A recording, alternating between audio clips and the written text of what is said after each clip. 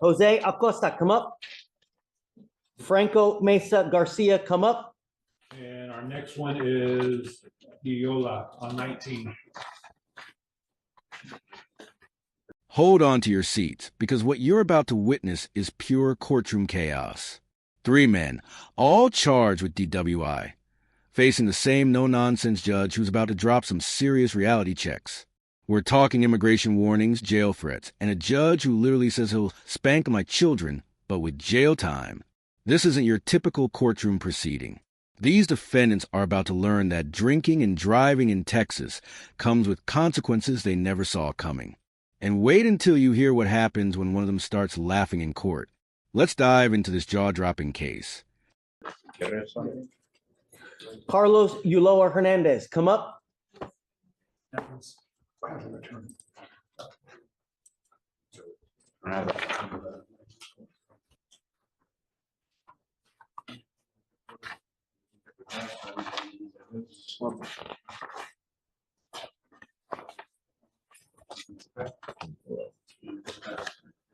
Gentlemen, I'm bringing all of you here now because I don't want to repeat myself 15 times. All of you stand charged with driving while intoxicated. All of you are facing up to 6 months in jail. Okay, let's break this down. What we're seeing here is called probable cause determination. Essentially, the judge needs to decide if there's enough evidence to move forward with each DWI case. Notice how the judge is handling 3 defendants at once? That's actually pretty unusual, but it shows how overwhelmed the court system is with DWI cases. Each of these men could face 6 months in jail or a $2,000 fine. But here's the kicker. In Texas, DWI penalties can stack up fast. First offense might seem manageable, but if any of these guys have priors or violate their bond conditions, we're talking serious jail time. Pay attention to how each case unfolds. The evidence is damning. And or a $2,000 fine. We're going to do probable cause on each of your cases. Each of you have the right to remain silent, the right to have an attorney present. If you cannot afford one, one will be appointed to you. Let's start with Mr. Acosta. The officer initiated a traffic stop after observing the defendant drive without headlights at 8 p.m. Upon contact, the officer observed red glassy eyes and an odor of an alcoholic beverage. The officer called the Spanish speaker to assist, and in plain view on the passenger front seat, the officer observed an open and an empty bottle of alcohol. The defendant Drinking while driving, is that what you're saying? There was an open container, Your Honor. And the officer conducted standard field sobriety test. The HGN was unable to be completed due to the defendant's failure to follow instructions. The officer then transported the defendant to JPC, where DICs were read. The defendant consented to breath, with the results being 0.132 and 0.140. What did you say the stop was for? For driving without headlights at night. Mr. Acosta, I'm going to find that there's probable cause to go forward with your case. All right, let's go with Mr. Mason. Yes, Your Honor. On November 29, 2024, the officer was flagged down by a witness at Tomball Parkway. The officer observed the defendant's parked vehicle on the number 1 lane northbound feeder road with hazard lights on. Upon contact with the defendant, the officer observed the defendant to have red glassy eyes and a strong odor of an alcoholic beverage. The defendant admitted to drinking prior to driving. Standard field sobriety tests were conducted. HGN 6 out of 6, walk and turn 1 out of 8, and 1 leg stand 0 out of 4. The DIC was read and defendant consented to breath. The results were 0.093 and 0.089. Whoa. Did you catch those numbers? Let me translate. Acosta blew a .132 and .140. That's where with a legal limit of .08.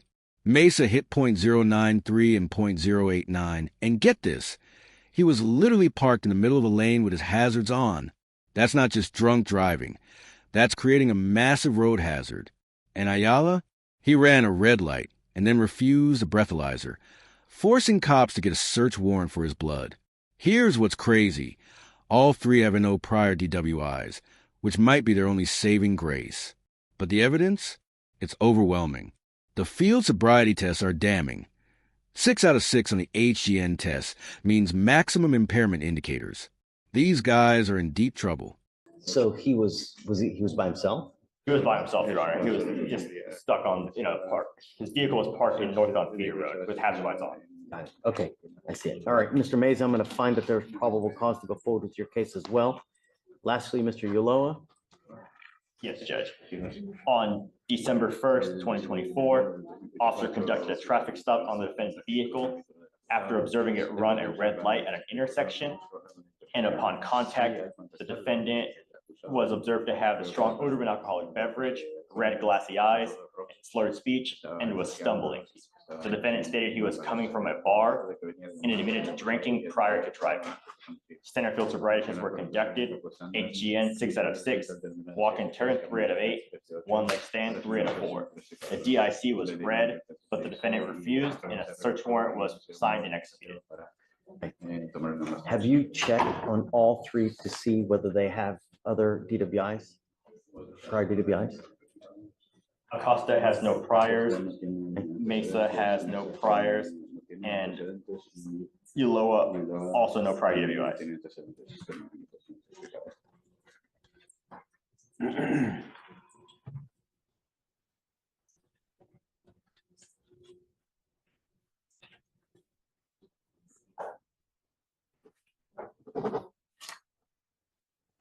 Gentlemen, I don't know what your immigration status is, but if you are not in this country with permission and you go to jail and immigration finds you, they will put a detainer on you and you will be stuck like Chuck in custody until these cases are over with, and then you will be shipped off to immigration, or you will sit for another 6 to 9 months waiting for immigration to do whatever they're going to do.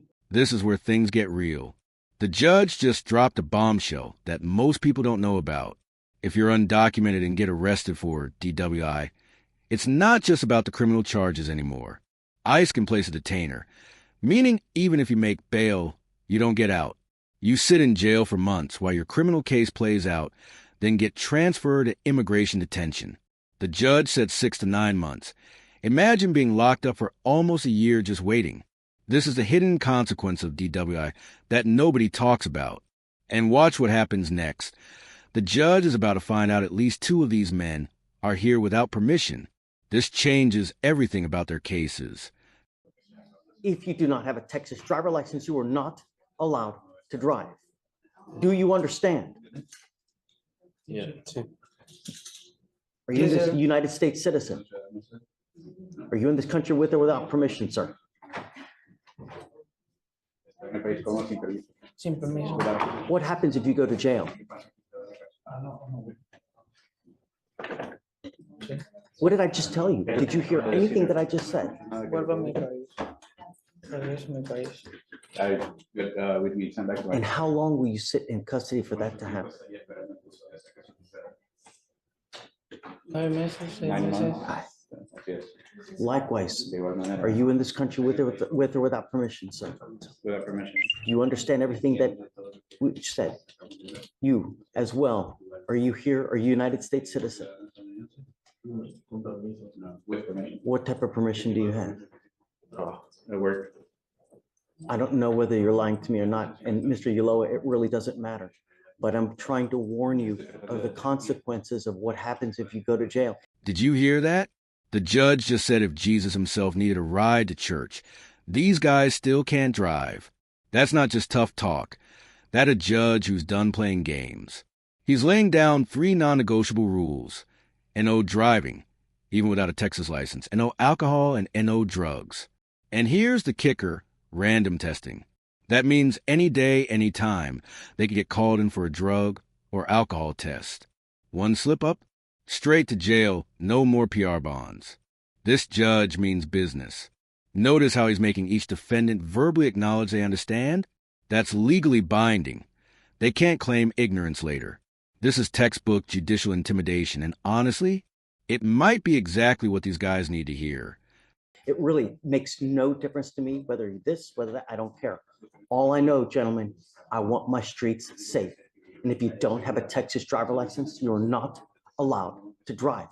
Each of you will be signing a promise with me that you're not going to drive. And I don't care what your reason is. If I find that you drive, and I don't care, Jesus comes from heaven and needs to ride to church. You get into a car and drive, we will have issues.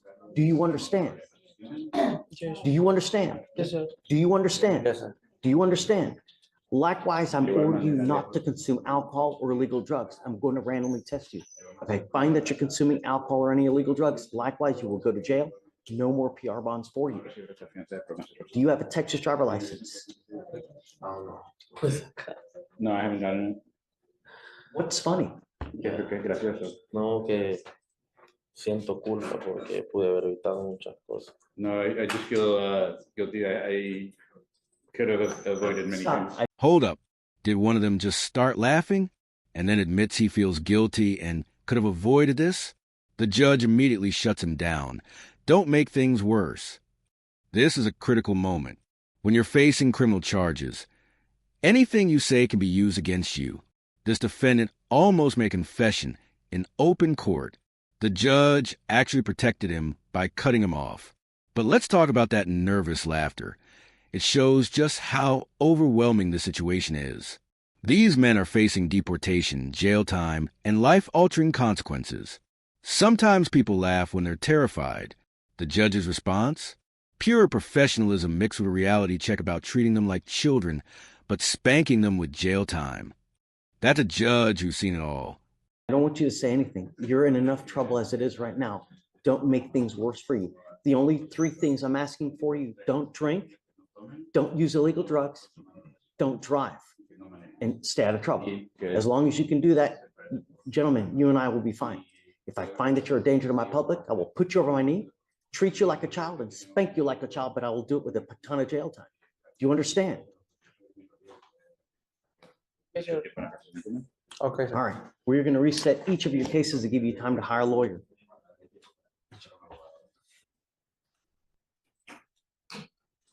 So what's going to happen now, gentlemen? I will have you come up here. Each of you will sign a document promising me that you're not going to drive. After that, I will get you to Ramona, where each of you will sign a reset. We're going to get you out of here for you guys to go hire a lawyer. After that, you will each get with Felicia for your bond conditions, so you sign and so you know exactly what you can and cannot do. After that, you will be free to go. Gentlemen, you are lucky that you're not in custody now. Make the most of it, because the next time you go to jail, you may not get as lucky. And I'm telling you, on any given day, I have about 10 people that are sitting in there with immigration detainers. Don't push your luck. All right. Thank you, sir. Wow.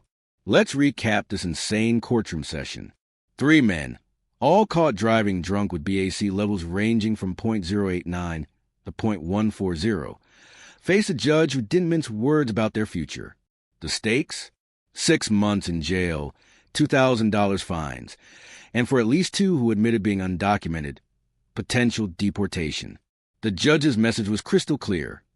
No driving, and no drinking, and no drugs, or face severe consequences.